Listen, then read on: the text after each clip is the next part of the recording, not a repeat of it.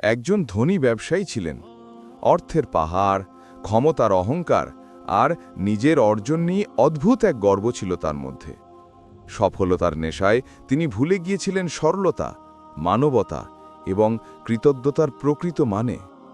তার কাছে মানুষকে মূল্যায়নের মাপকাঠি ছিল কেবল সম্পদ ও অবস্থান।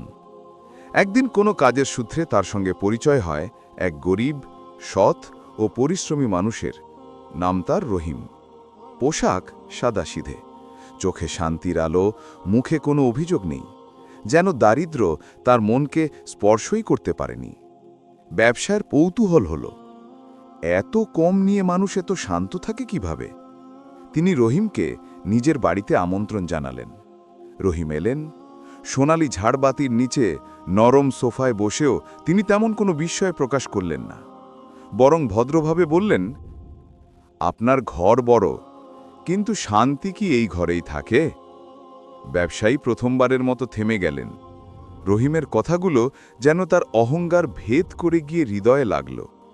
রহিম তাকে বললেন, আমার খাবার কম, ঘর ছোট, কিন্তু আল্লাহর প্রতি ভরসা আর মানুষের প্রতি মায়া, এই দুটো জিনিসই আমার শান্তির কারণ। সেই রাতে ব্যবসায়ী ঘুমোতে পারলেন না। ধন দৌলতের পাহাড়ের নিচে তিনি খুঁজে পেলেন নিজের শূন্যতা।